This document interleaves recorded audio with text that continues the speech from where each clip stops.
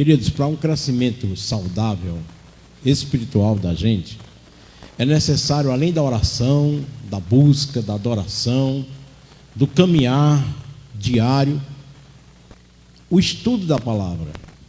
Se nós não entendermos a palavra de Deus, a gente vai ter um cristianismo fraco, né? Muito frágil, porque em tudo na vida, como eu já falei isso, em tudo na vida a gente precisa de orientação. Se você é um comerciante e não tem noção de comércio, então você não é comerciante. Quem entendeu, diga amém. Porque para ser comerciante tem que ter noção do comércio, tem que entender do comércio, tem que ter um jeito para o comércio. Aí sim ele vai produzir, ele vai ter retorno, ele vai ser bem sucedido. Para ele ser um médico também, ele tem que entender tudo de medicina. E cada vez mais se aperfeiçoar para se tornar um especialista numa área, um médico excelente. Porque ele só consegue isso se estudar. No cristianismo, Jesus diz: quem me ama, cumpre meus mandamentos. E disse: examinai as escrituras, porque dela tem a vida eterna.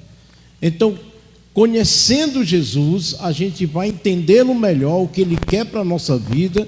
Aí nós vamos ter a oportunidade de aplicar o que Ele quer e viver bem.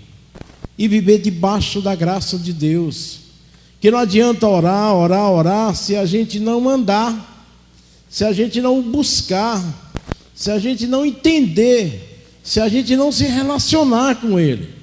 Então, quando a gente ama alguém e quer alguém ou deseja alguma coisa, a gente se dedica àquilo. É difícil você pegar um torcedor fanático do Ceará e não souber os jogadores que jogam, o nome dos jogadores, se não souber a história do time, assim do Fortaleza e do meu Ferroviário, entendeu? Então cada um sabe daquilo que gosta. Quem está me entendendo, diga amém. E assim é também, irmãos. Como orar se eu não sei quais são as instruções de Deus na minha vida? Hoje nós estamos encerrando a carta de Tiago. Estudamos o capítulo 1, versículo por versículo. Estudamos o capítulo 2, versículo por versículo. Estudamos o capítulo 3, versículo por versículo. Estudamos o capítulo 4, versículo por versículo. E hoje o capítulo 5, onde fecha a carta de Tiago. Eu quero dividir esse texto em 5, 6 pontos. A divisão que esse texto nos traz. A primeira obviamente, é o início. Ouçam, agora vocês, ricos, chorem e lamentem-se, tendo em vista a miséria que lhes sobrevirá. Veja, aqui Tiago alerta, a palavra de Deus alerta para aquelas pessoas que são ricas, mas que não sabem ser ricas. Para aquelas pessoas que são ricas, mas são amantes do dinheiro, obcecados pelo dinheiro, pelo consumo. E com isso eles se tornam pessoas más, pessoas que não pensam no próximo, pessoas que não têm empatia direito, pessoas que não têm sensibilidade, pessoas que massacram os seus empregados, pessoas que tiram os direitos das pessoas, das domésticas, etc, etc e tal. Então com isso estão oprimindo.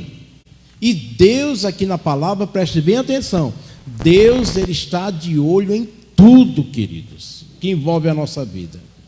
Isso é muito importante. Se alguém não está vendo a injustiça que você está passando, Deus deixou claro na sua palavra que virá sobre essas pessoas que massacram os pobres, os mais necessitados, virá a pena. Eu não sei se você já observou, ou só eu observei isso na vida. Como os patrões humilham muitas vezes os empregados. Isso é ou não é verdade? É? Para mim, só eu tinha visto isso na minha vida. Parece que tem prazer em humilhar, né? Tem uns que não chegam nem perto, você não tem nem acesso a eles. E humilha. Empregadas domésticas, né? As funcionárias do lar, elas também sofrem muito. Tem umas que nem almoçar na mesa almoça num lugar separado. E não se junta, não se mistura. Deus vê tudo isso e fica irado. E vem a mão de Deus sobre qualquer tipo de injustiça, e principalmente aquela que oprime o pobre. Deus é o maior defensor dos pobres. Aliás, o único que defende os pobres não é nenhum político não, que ele só pensa neles, é Jesus de Nazaré. É o Deus que criou todos nós. Ele se preocupa com a gente, se preocupa com aqueles que precisam de ajuda, precisam de que têm necessidade. Vocês já viram os hospitais públicos como são? Porque a pessoa não tem dinheiro para ter um plano de saúde. Aliás, é muito difícil um plano de saúde mesmo. Estou já perdendo o meu, porque o negócio não tem como chegar lá. Aumentou mais de 100%, não tem como bater mais a meta de ter plano de saúde. Mas a gente vê o que? Nos corredores, jogados, largados. Vai ter que fazer uma cirurgia, passa 3, 4 meses e vai estar vivo até lá para fazer a cirurgia. Os pobres são destratados, passam 3 meses numa consulta no posto. Quando chega no posto, espera 2, 3 horas para ser atendido. Quando entra lá, um instante atende a pessoa, aí passa os remédios. Quando vai correndo para outra fila dos remédios, não tem um remédio. Então isso tudo, irmãos, é estressante, isso é revoltante, isso faz com que Deus se ire, porque os poderosos não precisam disso, eles já têm. Por isso que os olhos de Deus estão mais voltados, sim, para os necessitados e para os pobres. Por quê? Porque eles não têm ninguém. Os políticos ganham dinheiro, fortuna, através da pobreza do povo, da desgraça do povo. É o que elegem eles, com falsas promessas. Mas Deus não. Deus diz aqui: e lamentem-se tendo em vista as misérias que lhes sobrevirá. Você lembra aquela parábola do rico e do Lázaro? Estão lembrados? O rico estava onde? Quer medo não dizer? Vocês têm medo de dizer essa palavra? O rico estava onde? No inferno. Tem uma crente aqui na igreja. No inferno, né? E o Lázaro, humildezinho, estava no seio de Abraão, nos céus. Por quê? Porque não pensa no próximo. O Deus dele é o mamão, que Jesus disse que é um Deus, claro, entre aspas, né? Jesus disse que quem ama o dinheiro, quem está com dinheiro e morre pelo dinheiro, e é obcecado pelo dinheiro, que tranca o coração por causa do dinheiro, faz covardia por causa do dinheiro, adora o Deus Mamon, e não ele, é um idólatra. O dinheiro é algo muito sério, por isso que a carta começa falando de dinheiro, de riqueza, de coisa assim. Você vê uma pessoa simples, humilde, que ganha um salário, ela tem coragem de tirar os 10% de Deus. Mas se você vê um bilionário, é a sobra das sobras, das sobras, das sobras, que tiver das sobras, que ele oferta na casa. Quando oferta, quando é crente. E isso Jesus fez também uma ilustração. Ele disse: chegou lá o rico, jogou as sobras, a Bíblia diz, Jesus diz isso, as sobras jogou no gasofilaço, onde tem um cofrezinho, que a gente usava no crato, ficava na frente da igreja, e a pessoa depositava ali o dinheiro. Então, jogou ali só as sobras. Aí veio uma viúva que era o que a viúva? Pobre, diga pobre, e muito pobre, não era como as viúvas de hoje não, que quando morre pega cada dinheiro do marido, meu amigo.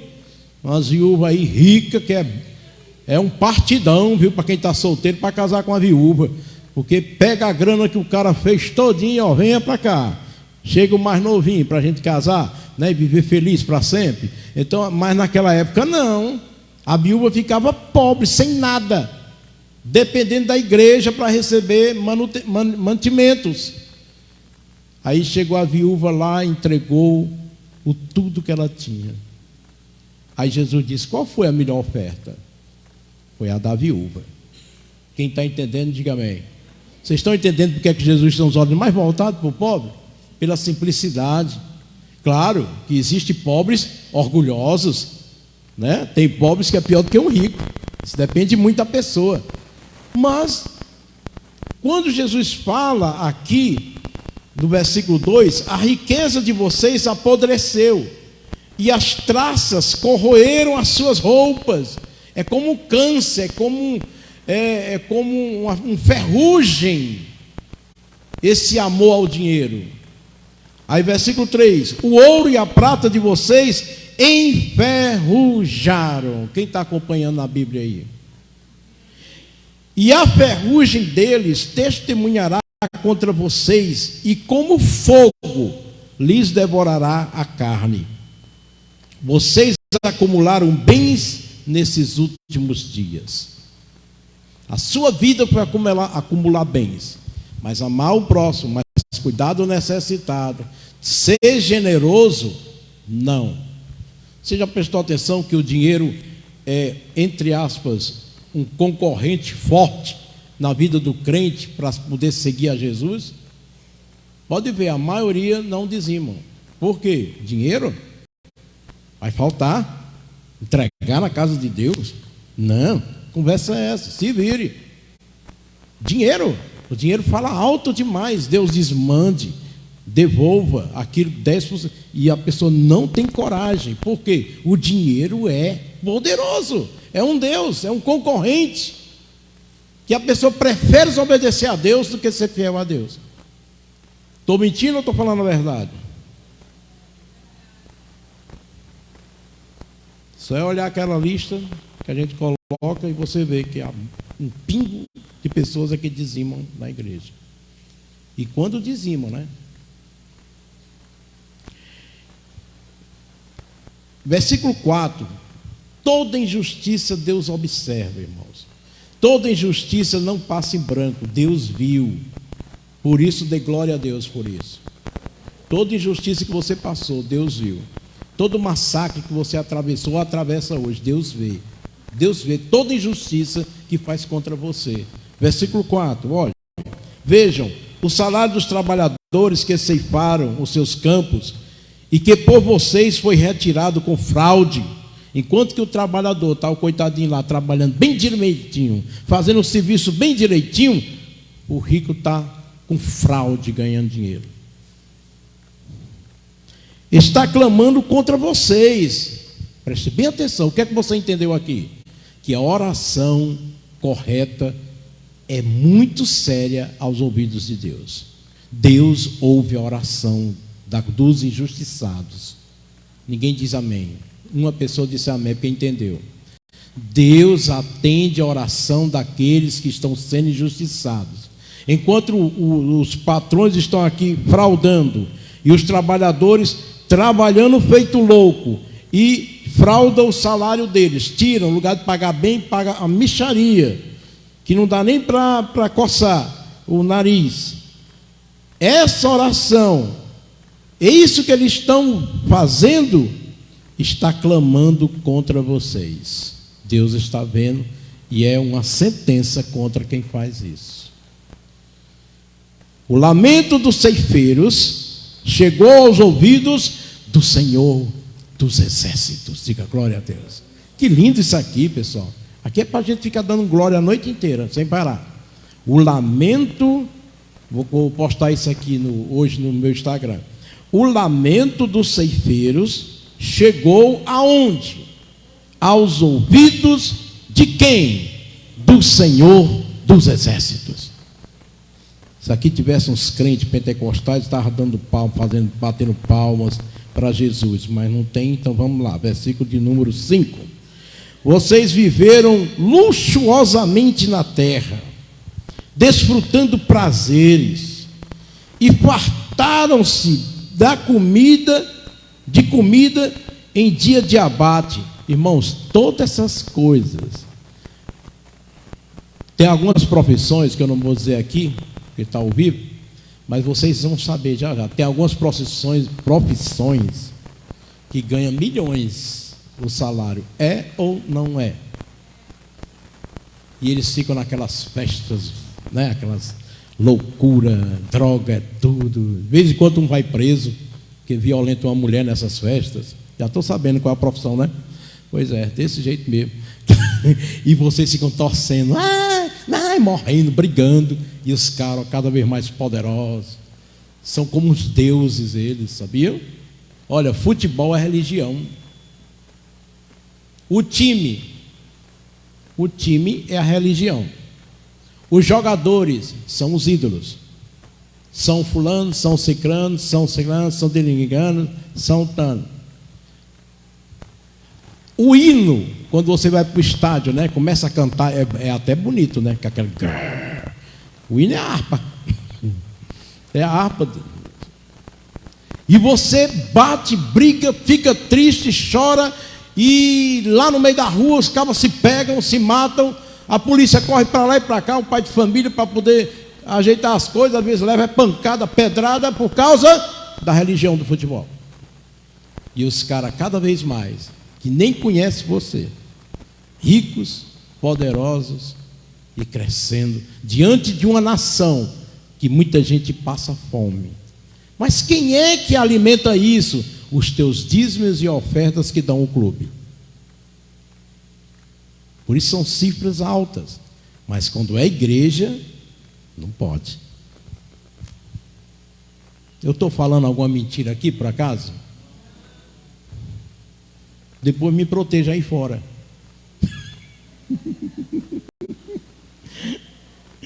Né? Irmãos, eu vou só abrir um espaçozinho aqui, que está muito tenso, né? Falar de proteção, me lembrei lá no retiro. Quando eu estava dormindo aqui em casa, aí eu fui sair assim, era 11 horas da noite. Aí a casa de praia aqui e o mar bem aqui. Eu acho que uns 20 metros. E o mar aqui. Coisa assim. 20 ou 30 metros. Coisa perto, ali vendo as rodinhas. Aí tudo escuro. E eu conversando com o irmão. Aí eu escutei vozes lá, dos caras. Eu disse, vixe, meu irmão, vá dizer o pessoal lá, na casa aqui, que fecha a porta. Deve ter marginal aqui meliante, porque uma hora dessa, né, uns caras falando alto aqui, perto da praia, pode ser bandido, não sei o que é, né? Na dúvida, manda fechar essa porta. Aí correram, aí tinha policial lá dentro, o irmão policial, veio com outro, ele veio logo armado. Aí ele disse, pastor, já estou sentindo, isso aí deve ser um marginal, um traficante. Pareceu o garra da patrulha, aquele delegado, né? Isso é um marginal, um traficante, isso é um bandido, né? Aí disse um monte de adjetivo. Que uma hora daquela, irmão. Aí eu disse, é mesmo, irmão? Estou dizendo. Aí o outro chegou e disse, não precisa se preocupar não, irmão, dá arma não, eu sozinho pego os dois e meto a porrada. Ficava tudo valente, né? Aí eu escutando, morrendo de medo, debaixo do carro, diz assim, se precisar de mim, viu? Se precisar de mim, me escondendo, morrendo de medo. Aí o outro foi lá olhar mais de perto, todo bichão. Ora, o outro estava armado, o policial ali, ele teve coragem. Quando ele chegou e olhou assim, aí voltou e disse, é perigoso os dois, eu conheço. Eu disse, meu irmão, é sério, é perigoso, é misericórdia, meu irmão. É o irmão fulano e o cicrano está lá fora. Rapaz, meu irmão, chegou em casa, eu tive que tomar um banho, que eu me melei todinho de agonia. Meu Jesus Cristo, rapaz, que susto a gente teve. Era dois irmãos que iam levar bala até amanhecer o dia. Os bichinhos estavam conversando, o pai e um filho. E eu, para mim, era um bandido. A gente tudo pensando que era bandido, né?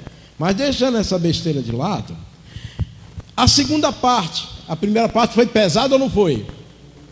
Foi, não foi? Você não vai ver em canto nenhum pastor pregando essa primeira parte, como eu preguei, eu garanto para você. Nem eu estava pensando em pregar, vi tudo isso agora. Glória a Deus. Segundo, portanto, irmãos, sejam pacientes até a vinda do Senhor, diga glória a Deus. Vejam como o agricultor aguarda que a terra produza a preciosa colheita e como espera, com paciência, até virem as chuvas do outono e da primavera. Olha aí, está sofrendo injustamente, como a gente relatou ainda agora? Tenha paciência. Amém, irmãos? Tenha paciência, Deus é justo, irmãos. Em todos os sentidos, irmão. Não estou falando só de questão trabalhista ou nada disso somente não. Aqui é porque está muito forte isso acontecendo. Mas é em tudo na sua vida. Se está sendo injustiçado, se você está sofrendo assim opressão de alguma coisa, tenha paciência. O Senhor está aí vendo tudo, ouvindo as suas orações, vendo a situação, e logo, logo Deus agirá a seu favor, se você tiver razão. Amém? Tem isso também. Se você estiver na razão, Deus agirá por você. Essa é a promessa de Deus para a sua vida hoje à noite. Glória a Deus. Sejam também pacientes e fortaleçam o coração, pois a vinda do Senhor está próxima. Ou seja, nós estamos vivendo aqui essa vida sabendo ter uma certeza: Jesus está voltando. E vamos viver da melhor maneira possível. Todo esse perigo que a gente vive nesse planeta, você viu aí quantas doenças estão aparecendo, né, irmãos? Veio a dengue, veio a chikungunya, a Covid, a virose da mosca, meu Deus, e o que mais? Tudo de uma vez. Todo mundo nos hospitais, todo mundo vomitando, com diarreia, com tudo. Tudo de uma vez. Mas isso vai acabar. O Senhor está voltando. É necessário que essas coisas aconteçam, é como uma mulher grávida com dores do parto. É necessário que as dores venham, para depois, quando ela tiver um menino, se alegrar.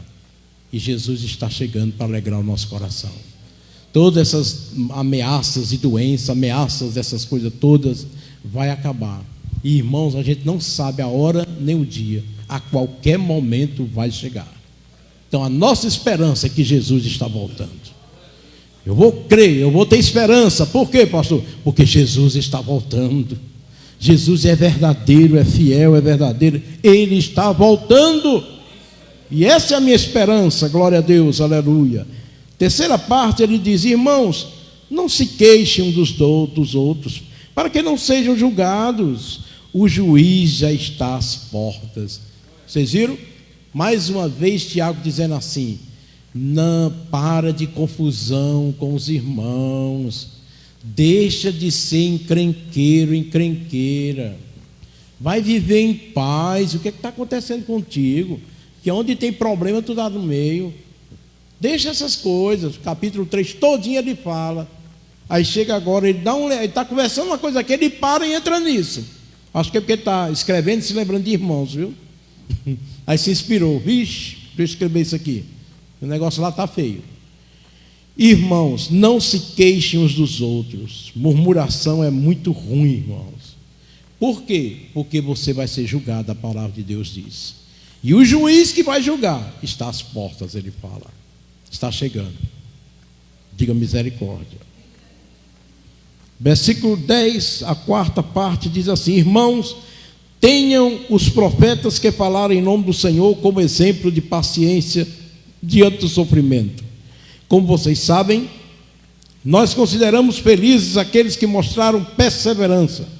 Vocês ouviram falar sobre a paciência de Jó e viram o fim que o Senhor lhe proporcionou. O Senhor é cheio de compaixão e misericórdia. Diga amém. Glória a Deus, aleluia. Olhe, aqui nesse versículo de número 11, o povo de Deus, diante das fraquezas que tiveram, momentos de oscilações que tiveram, mas tiveram perseverança, ou seja, não deixaram Deus. Qual é a perseverança aqui? Eles não abandonaram Deus. Eles lamentaram, eles choraram, eles disseram: Senhor, até quando?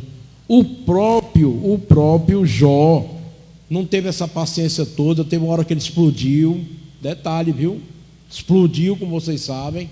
Fez um monte de perguntas a Deus, Deus não respondeu para ele, ficou calado, sabe? Matando na unha, né? Misericórdia, isso é ruim que só o cão, mas ele fez.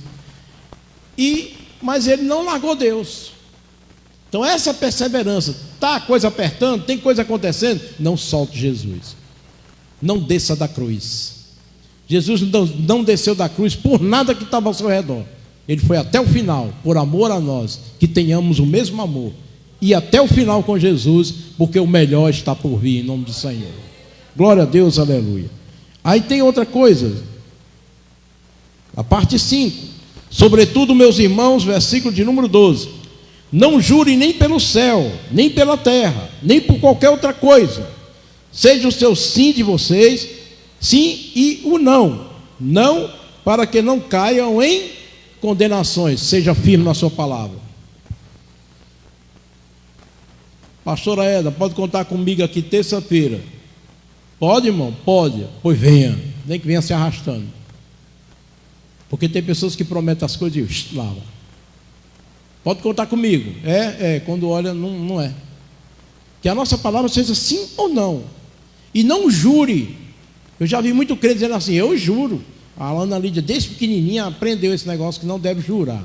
Aí, às vezes, eu brincando com ela no carro, dizia assim, tu jura, Ana Lídia? É pecado. Sabe, ela dizia logo, é pecado, mãe, é pecado. Eu disse, muito bem, é pecado mesmo. Não jure. Jesus disse, e Tiago está dizendo aqui também, não jure por nada nesse mundo. Juro por Deus, o povo diz ainda mais. Já viram? Eu juro por Deus que não fiz isso. E tendo feito, né? Entendeu? Não é assim geralmente, né? Não, sua palavra seja só uma, sim ou não. Ou seja, o estilo da moda antiga, que era o melhor do mundo. Naquele tempo, alguns negócios eram feitos só pela boca, só pela palavra. Hoje não, né?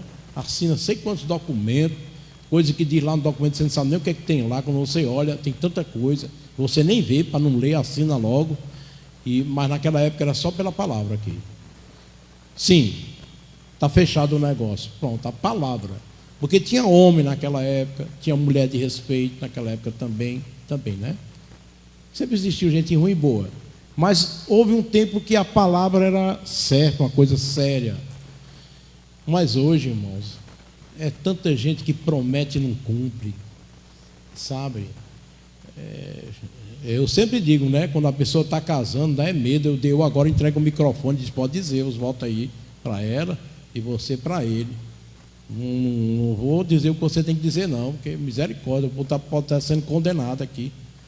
Eu prometo, né? Vou te amar para sempre, na riqueza, na pobreza. Será? Prometo ser fiel a ti. Será? Entendeu? Então deixa a pessoa se comprometer. Eu estou fora desse negócio. Porque vem condenação para aquele que se promete e não cumpre. Quem está entendendo hoje à noite, diga amém. Você devia ter vindo no outro culto, não era? Hoje lotou a igreja, glória a Deus. Vamos dar uma salva de palmas aos irmãos. Cheia a igreja hoje. Uma bênção. Ana Lília tinha uma foto aí para pensar que eu estou mentindo aí, né? Glória a Deus. Você diz, poxa, pastor, logo hoje veio todo mundo, o senhor está dizendo aqui, está todo assustado, mas é para o seu bem, diga glória a Deus por isso. Então continua, na parte 6ª, versículo 13: entre vocês, há alguém que está sofrendo? O que é que a gente tem que fazer com alguém que está sofrendo? Ore, irmão, oração tem poder, oração é poderosa. Oração resolve, amados. Não é à toa que a gente tem que orar, não. Jesus orava sempre, e os seus questionamentos eram resolvidos debaixo da oração. Todos nós precisamos sempre estar em espírito de oração. Agora Tiago explicou lá no capítulo 2, se eu não me engano. Não ora errado não, porque não vai receber. Tem muita gente orando errado. Não vai orar errado. Tem gente que só ora para si. Você tem que orar para o próximo também. O grupo das mulheres é legal. Eu não sou do grupo das mulheres, né? Mas eu vejo um movimento assim de longe. Eu acho que é assim. Se não for, me corrijam. Estou igual aquele cara do carro da patrulha, velhinho, né? Me corrija, por favor. Então vamos lá. É assim, que elas estão intercedendo pelos outros, pedem para elas, intercedem pelos outros, e uma fica orando com a outra hora. É assim, é? Pronto, então está certo. Então, de parabéns às mulheres. Oração é esse conjunto de fatores. Todo mundo orando uns pelos outros, ora por si, ora pelos outros, e assim por diante. Amém, igreja? Oração tem resultado. Está triste? Ore. No meu celular agora, direto, está gente de todo canto do Brasil assim, pastor, ore por mim, ore por mim. E alguns mandam dinheiro para mim, eu digo, fala-me Deus, aí eu estou até precisando, né? Aí está errado, essa oração não é de Deus não, então vamos para cá.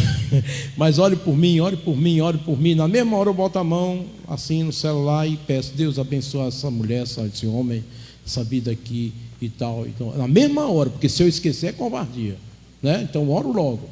Oração, o povo crê e Deus faz. Olha, deixa eu dizer uma coisa para vocês. Hoje eu mandei algum videozinho para algumas pessoas aí. Parte científica, olhe para mim, a parte científica. Os cientistas descobriram que quando alguém está com a mão assim orando, se concentrando, oração, de joelho, seja o que for, mais um pontinho no cérebro aparece. Aí eles chamaram isso, este é o ponto de Deus. Diga glória a Deus. Tá vendo? Eles vão aprendendo com o tempo, né? Os bichinhos, né? Tem que levar tempo para entender a sabedoria insondável, esse conhecimento do Senhor são enormes, né? Então vai aos poucos. Eu mandei para um bocado de gente hoje e coloquei, se eu não me engano, no story da Manancial. Então, melhora, aumenta a fé da pessoa, a esperança da pessoa. Oração fortifica ou não? Por isso que acontece.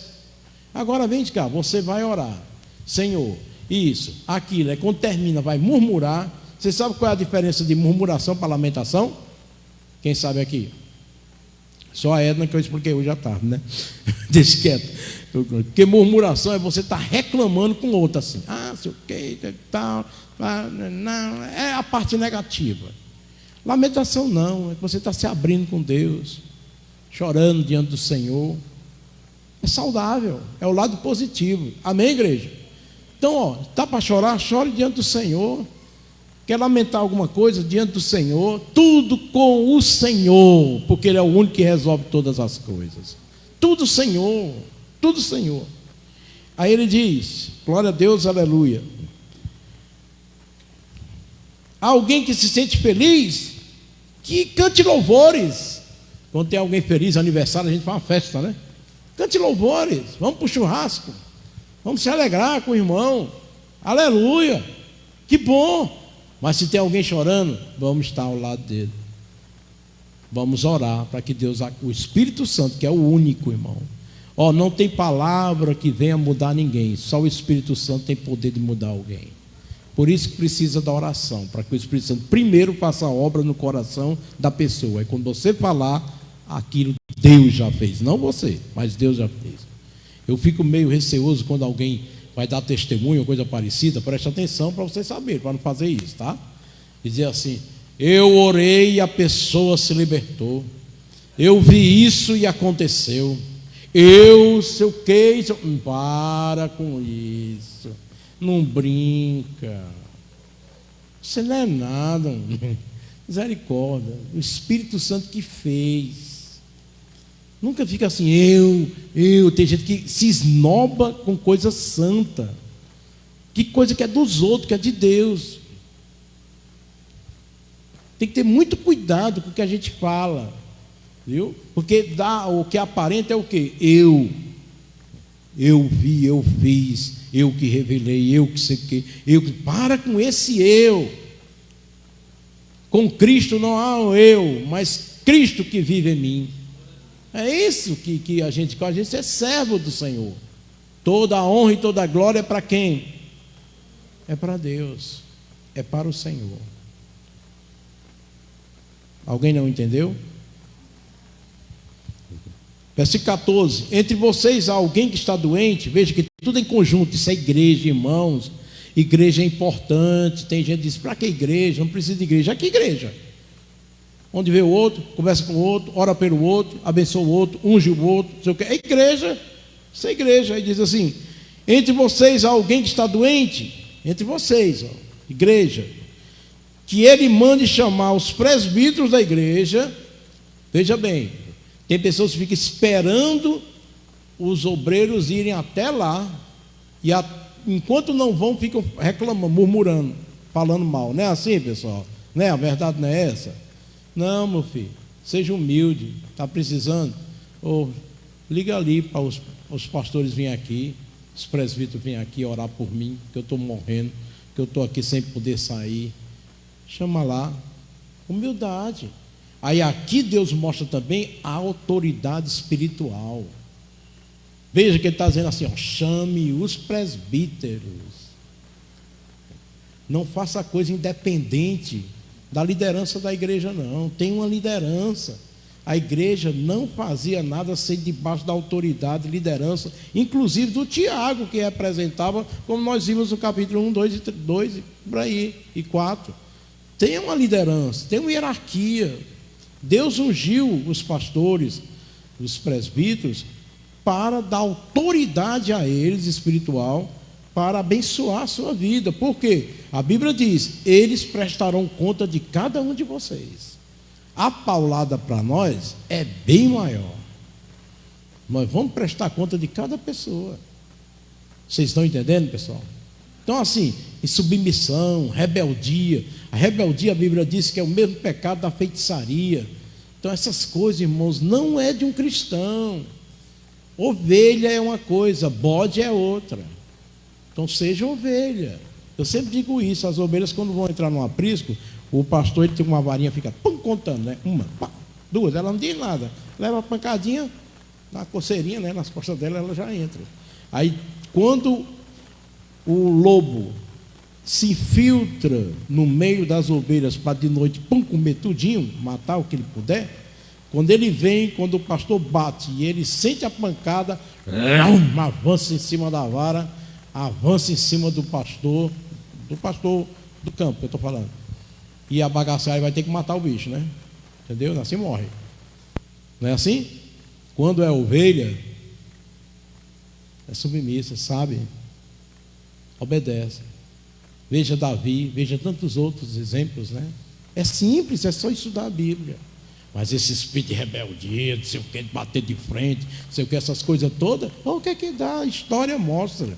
Saul e tantos outros. Hã? Saul que o diga, né? E tantos outros. Sansão obedecendo a Deus, bichão, né? Se encantando com mulher, negócio desse era mulher, parece que era forrozeiro, né? Aí perdeu, passou vergonha. Tantos reis de Israel foram reprovados, Sansão não, mas tantos outros reis de Israel foram reprovados por Deus por causa disso. Tem que ter cuidado. Deus está falando alguma coisa hoje? Veja o poder da oração, versículo 15. Sim, chama os presbíteros da igreja, 14, para que eles orem sobre ele e o unjam com óleo, em nome de quem? O poder está no óleo? Não. O poder está onde? O óleo é apenas um símbolo, um instrumento, um símbolo. Não que ele tem poder. Às vezes, quando terminava o culto aqui, vinha uma pessoa e dizia assim: pastor, me dá enche aqui de óleo para me levar para casa. Mesmo não é assim. Às vezes chegava uma pessoa lá no Crato, que aqui não, né? Fortaleza é chique. Uma pessoa chegava: pastor, eu comprei um carro, vem ungir aqui com óleo. Tu quer estragar teu carro? O óleo não foi feito para ungir carro, objeto, casa. Eu fui muitas vezes chamado para ungir casa, largar na parede, tinha acabado de pintar, né? Eu disse: tá bom, largar era um óleo de soja aqui, para ver se esse negócio fica mais bonito, cheiroso, né? Você deu, não. O óleo foi feito para ungir reis, obreiros, entendeu? Como o Elano derramou um óleo fedorento na cabeça da Paulinha, todinha assim no dia, a bichinha saiu fedendo da igreja. O Elano: não, é que é unção, tem que derramar até a barba de Arão. Eita, Elano doido, menino, né? Misericórdia. Deixaram um óleo podre aqui, eu mandei jogar fora, para nunca mais acontecer isso, né? Mas é o Elano, é assim mesmo. A Paulinha, né? O vestido novo, mas o cabelo tinha gastado com a Conceição 200 conto. Acabou com isso. Tem um som que não é de Deus. Tem que ser essa criatura aí mesmo, viu? Vou te contar. Amém, igreja? Vamos relaxar, que está pesado, viu? Hoje está pesado, meu irmão. Está pesado o negócio. Vamos lá. Glória a Deus. Versículo 16. Portanto, confessem os seus pecados uns aos outros e orem uns pelos outros, para serem curados. A oração de um justo é poderosa e eficaz. Quando ele diz assim, confessar o pecado uns aos outros, tome muito cuidado. Tem pastores que pregam errado isso aqui. Manda você confessar a qualquer pessoa lá, seu pecado. Vai nessa para tu ver. Vai. A fofocada que vai gerar na igreja. Pessoa jogando na cara o pecado. Você confessa a Deus, irmão. Você tem Deus para se abrir. Fecha a porta do teu quarto, abre teu coração a Deus, confessa a Ele. Irmã, você viu o pastor pregando, né? Está lá em Tiago. Confessa teu pecado para mim. Vai. Fofocada maior do mundo. Você vai acabar com seu casamento, vai acabar com tudo. Oxe, os fofoqueiros de plantão amam esse versículo. Para ver se sai aí bem nutridos. Confesse a Deus. Agora, se você está com algo com alguém da igreja, né, e chega lá e pede perdão e tudo, é outra coisa, viu, irmão? Entre a pessoa e a outra. Irmão, me perdoe, quero confessar que eu fui muito bruto com você e tudo. Então, aí é um assunto, né? Tudo bem, aí é um assunto. Agora, chegar assim, para qualquer um olhar assim, vem cá para contar meus pecados, o homem não vai nessa não. Até a igreja católica, né? Você só conta o padre, né? Na igreja católica, de fechado no confessionário. Porque não é assim como as pessoas querem traduzir, que dá uma fofoca danada. A oração de um justo é poderosa e eficaz. Amém? A oração do servo de Deus é o quê? Poderosa e tem efeito, viu? Pode estar certo que tem efeito. Pode demorar um pouco, mas tem efeito. Aí diz, ele compara Elias, né? Que era um homem pecador.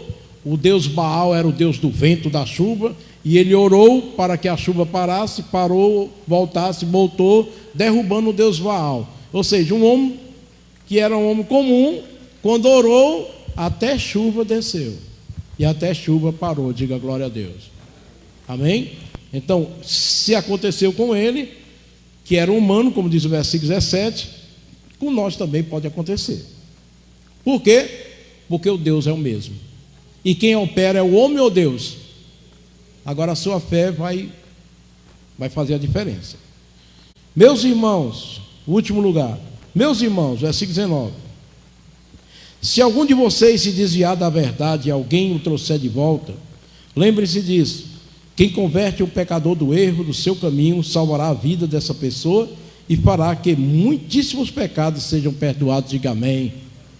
Por isso que hoje eu lancei aquele desafio, evangelizar, chamar pessoas, porque na hora que você chama alguém e alguém ouve a palavra e essa atmosfera de oração na igreja e a pessoa se converte ou volta para Jesus, você vai ser abençoado também. Uma pancada de pecado vão ser perdoados. Evangelize, convide. Hoje nós temos formas grandiosas como a rede social, né? Chame. Eu vejo pessoas de outra igreja ali que só vivem chamando o povo, né? Só que tem um detalhe: nós da Manancial não somos prosélitos como a maioria das igrejas. O que é prosélito? É gente que é de uma igreja e fica chamando crente de outra igreja.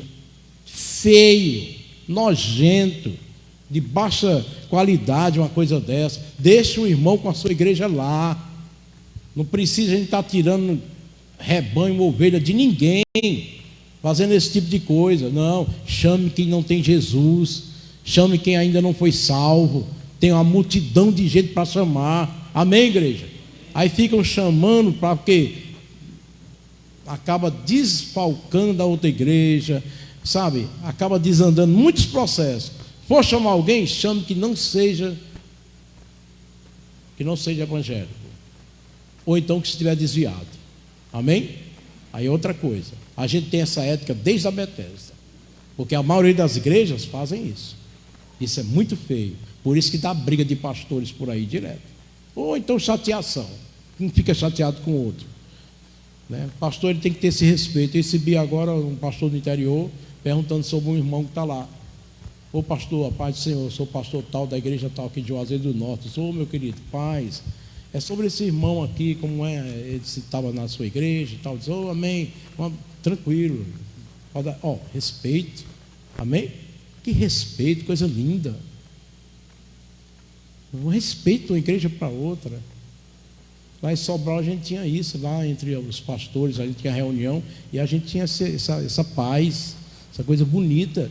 Ninguém queria roubar nada de ninguém, tirar nada de ninguém. Para que isso? Sabe? Cada um cuidava do seu rebanho e íamos atrás de quem não era de Jesus. Aí precisam realmente encontrar salvação. Fiquem em pé, por favor, queridos. Esse capítulo 5, com certeza tem mais coisas, é que eu não tenho como estar falando tudo num culto qualquer, ou num culto sequer. Por favor, louvor, vem aqui na frente, por favor, louvor. Entendeu? Não tem como eu fazer isso, né? Porque é muito rico, irmão. Aqui tem outros assuntos, como o crente sofrer, ele sofre, eu ia falar também sobre isso. O crente pode sofrer sim, todo crente sofreu. Olha a igreja primitiva. Não tem esse negócio de assim, venha para Jesus e pronto, e nunca mais vai sofrer. É mentira, sofre. O crente sofre também, e sofre que sofre. Mas tem a paz que excede todo entendimento, que está guardado em Cristo Jesus, o nosso Senhor. Ele tem um diferencial. Por exemplo, esses mesmos pensadores, pai da teologia da prosperidade, que escreveram que crente não pode ficar doente, que crente não tem esse negócio de sofrer, recentemente pediram perdão, viu? Vocês sabiam disso? Kenneth Reagan, Benny Hinn, todos eles pediram perdão em livros, se justificaram, viu, irmã Lúcia? Sabia? Justificaram, disseram que erraram. O filho do Benny Hinn chamou a atenção do pai, cresceu, se formou em teologia, disse: pai, está errado. E ele disse: está certo, meu filho, você tem razão, e corrigiu. E muita gente, aí surgiu igrejas com essa teologia. Entendeu, irmão? As coisas sérias, por isso que a gente tem que ter muito cuidado, né? Curva a sua cabeça, pense, Senhor, pense no que foi dito hoje e diga: me ajuda, Jesus, Espírito Santo, a praticar isso no meu coração, na minha vida, que eu quero ter paz, eu quero ser feliz, eu quero agradar o teu coração. Aleluia, em nome de Jesus. Espírito, em verdade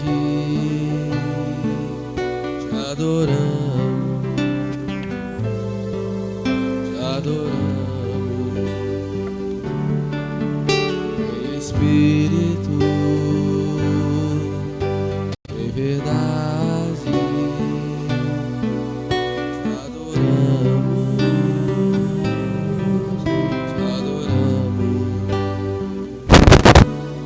Deus é Senhor,